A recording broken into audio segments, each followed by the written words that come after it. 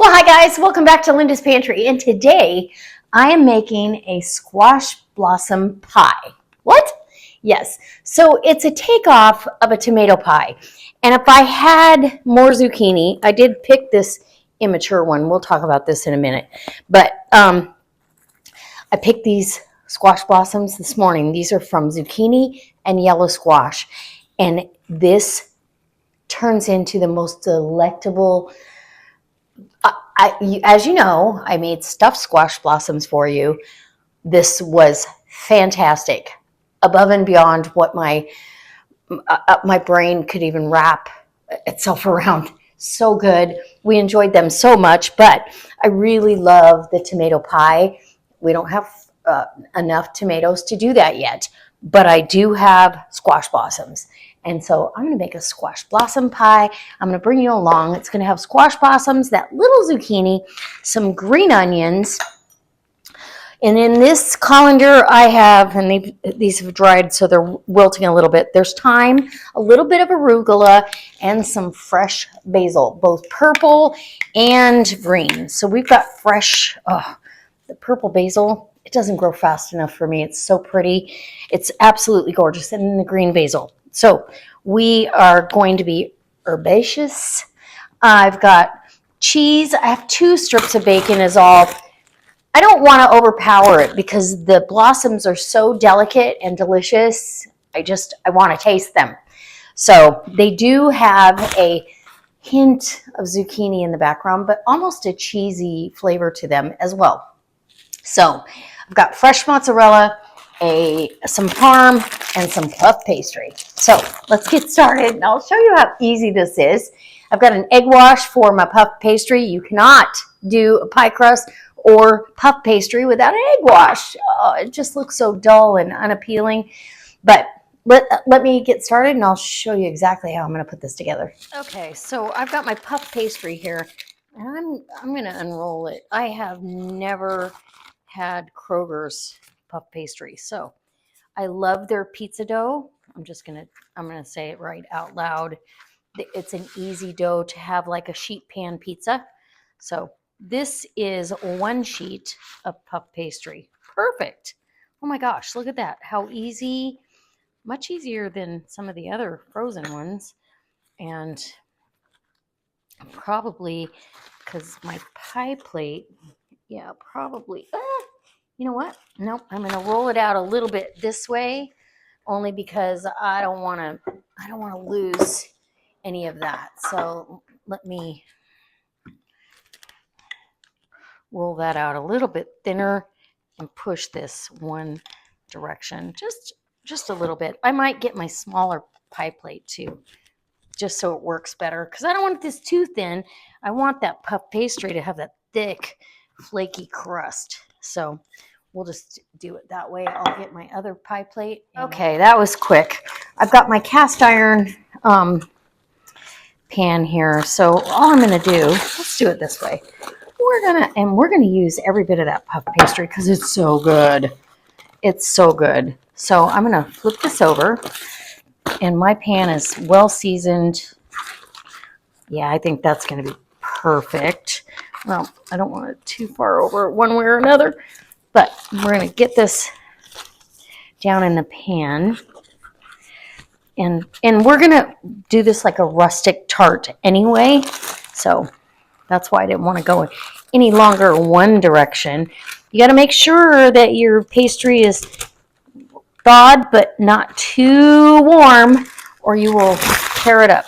So let's get some of this in here. Yeah. You can kind of stretch it up the side there. Pull from one side to another until you get it. There we go. Okay, I'm happy with what I've got. And we'll set this aside while I get the rest of this ready. And you like I said, you want to hurry, but there you go. Okay, so we're going to chop up a few things. And it has almost like a custard filling. So I cooked this bacon off the other morning for breakfast, and now we're going to use the rest of it and make this delicious. So So, and we're not using a lot. 2 pieces of bacon is nothing in a recipe like this. You could use a whole pound of bacon if you wanted, or 6 or 7 slices, however you want to do it. I really want to taste. And we've actually gotten to the point where we have a couple vegetarian nights, or meatless nights. Maybe not vegetarian, but meatless throughout the week. So this will be a good one because it's not heavy with meat. That's nothing, right? And then I've got these 2 green onions, came out of the garden. I got the onions from the grocery store. When I cut the end off, I trimmed the roots. Well, they're already trimmed.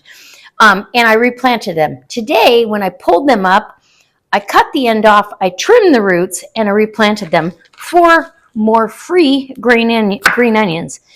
And these are as fresh as you can get them because I just went and picked these herbs and these onions. And they're beautiful. And you can have endless green onions if you pick them early before they get too big. Sometimes they get too big and you're like, oh, that's not that. Then you have to use them like a bulb onion, but that's okay too. And you can dehydrate these and make onion salt or onion powder. Yeah, there's tons to do with these. So here we go. Now we are done with the onions. Oh, look at how beautiful. That's a nice layer because we're going to layer this whole dish. So now I want to chop up my herbs. And literally there's, like I said, arugula, basil, 2 different kinds of basil and arugula. And I just want to fine chop on all of this. So you're just going to get in here and chop it up fine. We don't want these to take over either, but arugula is spicy when it's raw. It's got a little peppery hint to it, but once it's cooked, it really mellows.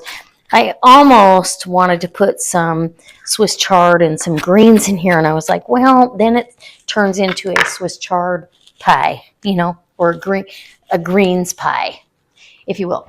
Now we got to get to work on these. And I'm going to use all these stems. These are going to go into these stems. If you taste them,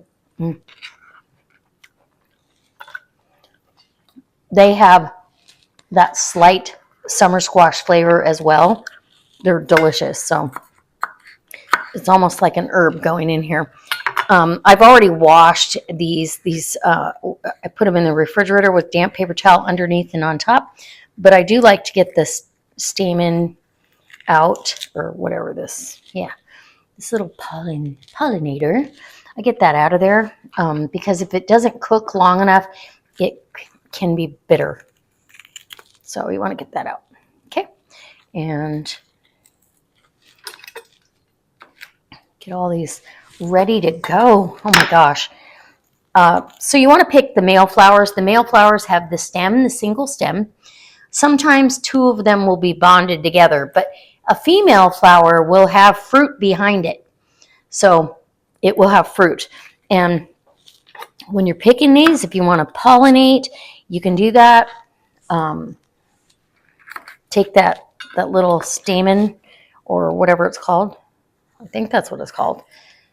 Take this with some tweezers and right there, just go in there and pollinate the female flowers. There's a lot of pollen there.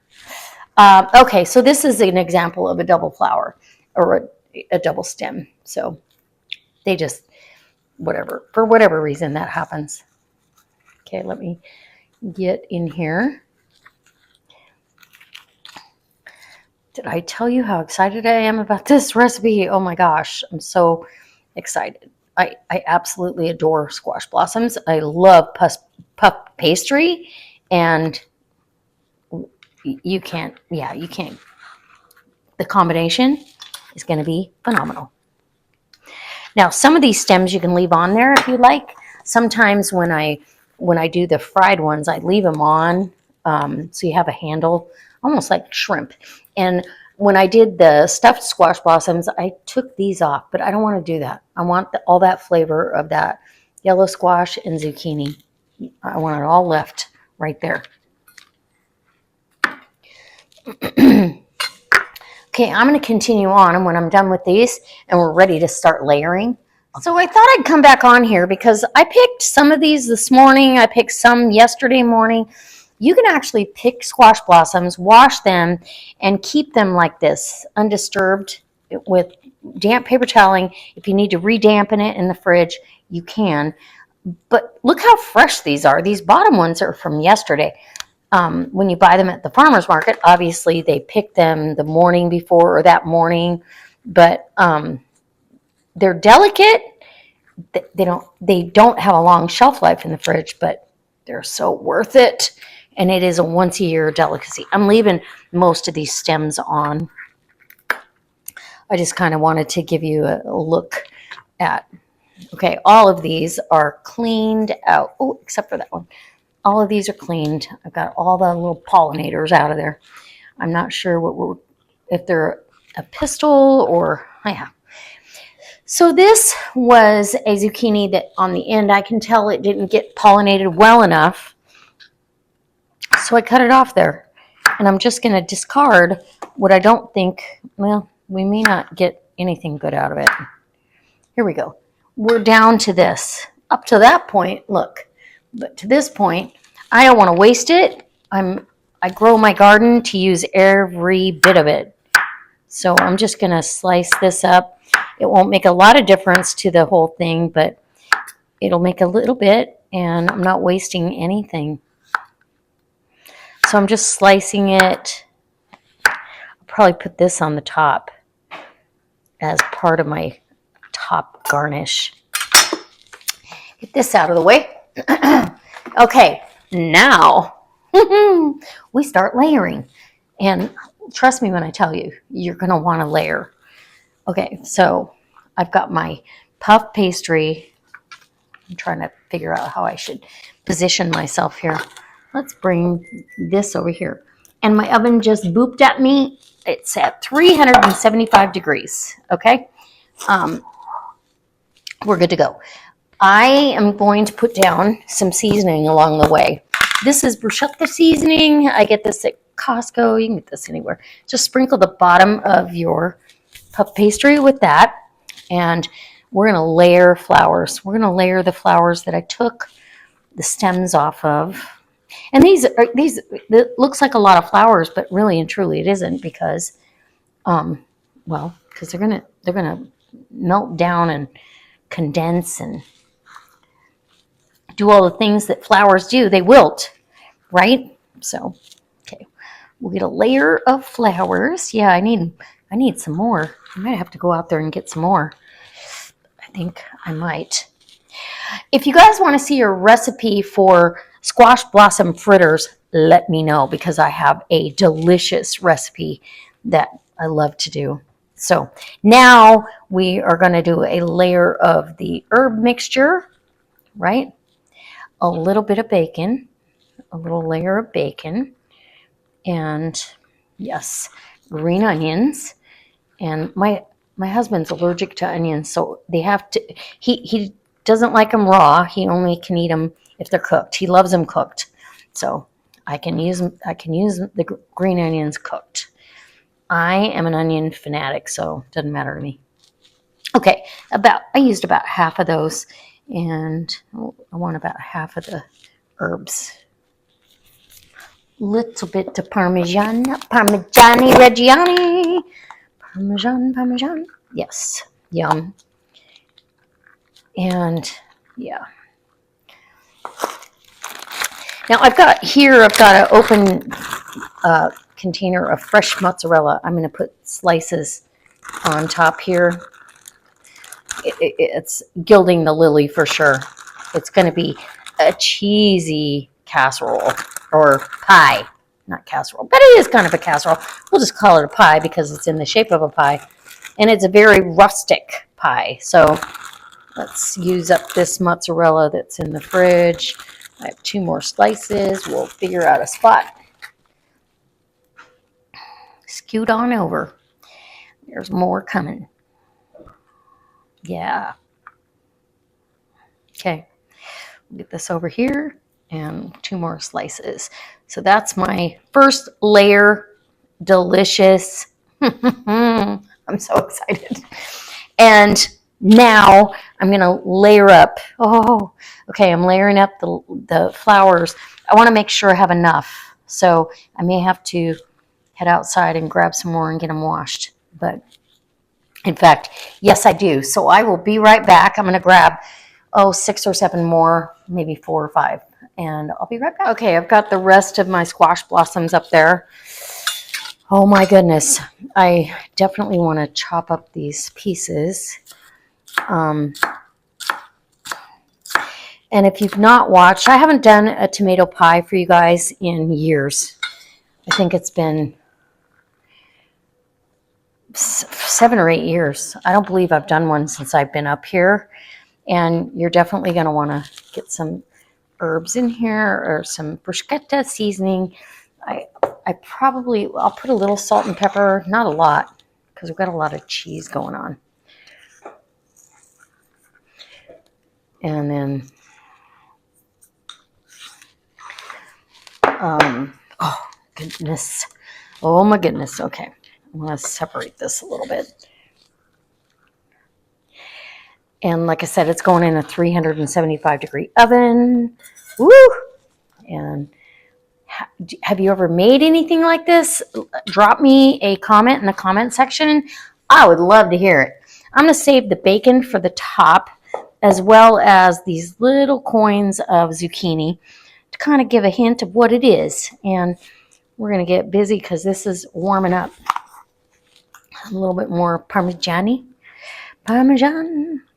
And we got so much cheese going on. In this bowl, I have 1 cup of mayonnaise, a cup of cheddar, sharp cheddar, Tillamook cheddar, and 1 cup of mozzarella. And they're both like the farm style shred. So it's a little heavy shred here, but that's okay. You get the picture. The mayonnaise is going to souffle this to perfection. So you're making a nice gooey topping to, I could have used a bigger bowl. Starting to feel like Paula Deen here. Oh my goodness. She always needs a bigger bowl. Okay. And there we go. Sometimes you get greedy. You think, oh, I don't need a bigger bowl. Okay. So you get that cheese and that mayonnaise all mixed up. And then we're going to get in here and spread it as evenly on top as you can. Obviously, it's not super easy. Let me bring you in closer, see if I can get you closer to the action. That'd be awesome, right? Okay. And then more souffle. It's going to make this so decadent and so delicious. My husband's never had anything like this. I guarantee you he's going to love it. And you can serve this with a salad and you are good to go. Or if you wanted to put a protein with it, you can do that as well. I don't think we're going to. We're just going to have a vegetarian night. Summer nights, it's not super hot out. We're pretty cool. We've got about 73 degrees out, but it's summer and it's hard to eat heavy. So now that I have that on there, I'm going to, I should have saved some green onions for the top too. But we'll get these little coins of zucchini on here. Little bite in each little piece maybe. And then the rest of the bacon. And honestly, I feel like that's plenty of bacon. because again, I don't want to take over what's going on in the recipe. Some Parmesan, and I think we're good to go, because that's going to brown. It's going to be beautiful. Now, we need to grab a basting brush.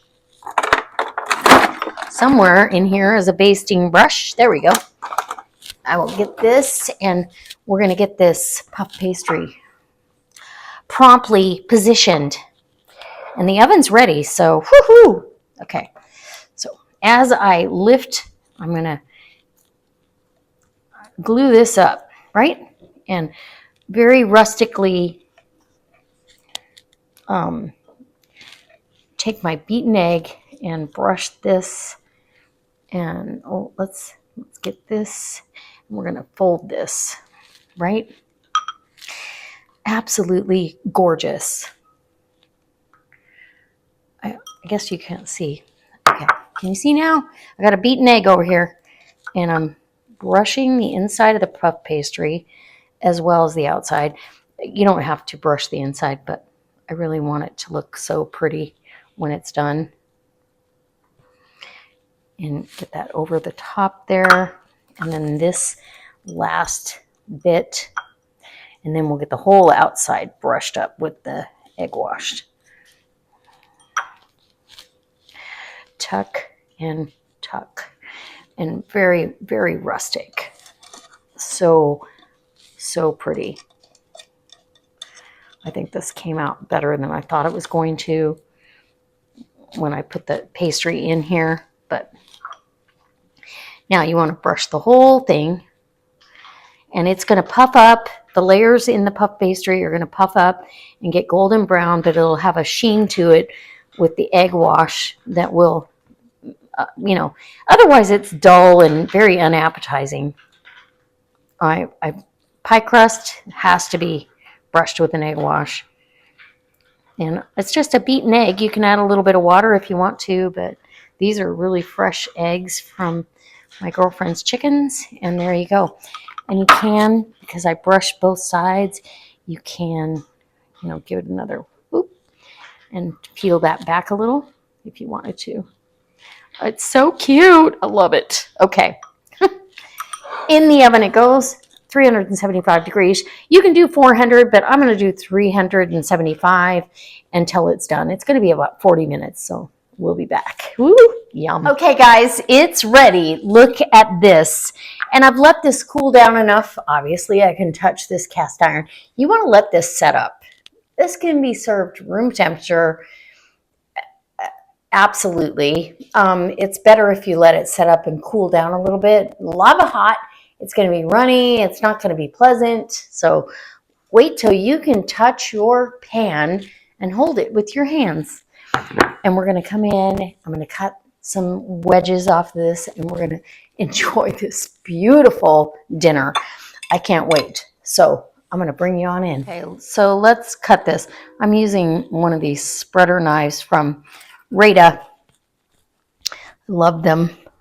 They're my favorite. I use them every day in the kitchen. I don't know that this is the perfect cutting knife for this to get through everything, but probably close. We'll see. Let's. I feel like maybe let's do this little guy.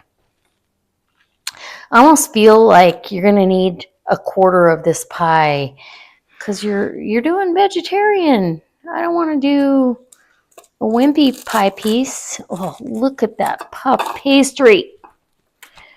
Woo!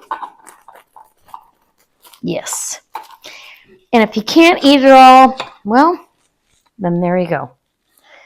Okay, this one I know I can cut in half. I have little pitter patter because they smell cheese, I think, and that's okay. Okay, so I can do a smaller piece. Let me get this wedged out of here. You might have to maneuver and cut a little bit more, and I'll get this out of here. Oh yeah. This rested the perfect amount of time, actually. I'm pretty happy with how it's set up. Get your piece. Uh-oh. Maybe not. Maybe I didn't get it correct. There we go. There's a flour involved. So we've got our piece. We're going to put it on the plate, and I'll bring you back for a real taste. Hey guys, look at this. I'm so excited. And so are the dogs. They think they're going to get some of this. Not. This is my husband's portion. You're almost a vegetarian here, but a little bit of bacon for some flavor. Really and truly, sometimes meat, that's all it needs to be, is flavor.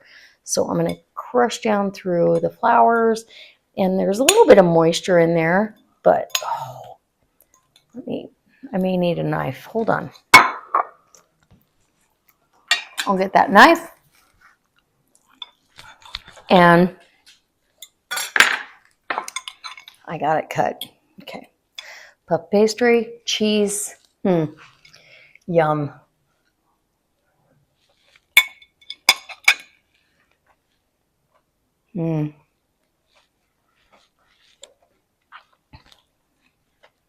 Oh my gosh. All of the herbs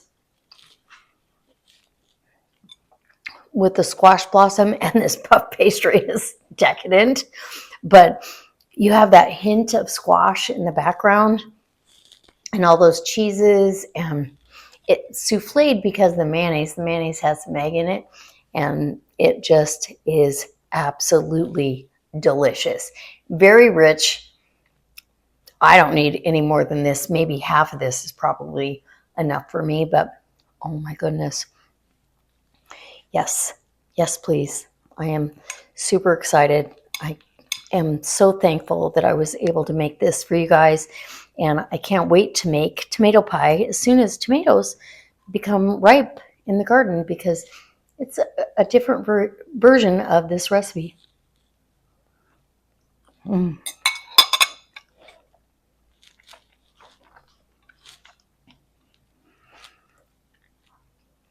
If you can't or you don't have squash blossoms, you can go to farmer's market. Sometimes you can go to a U-Pick and get male flowers. You want the ones with just the stem, not the fruit behind it, unless you're going to pick those two. But it's delicious. I hope that you try it. And as always, guys, I can't wait to see you next time. Let me know in the comments below if you have ever done anything like this, and if you are planning to make tomato pie in the future. Let me know. And always give me a thumbs up. It helps my channel out a lot. I do hope if you like this sort of content, you will come back, subscribe, and leave me a comment. It really helps me out.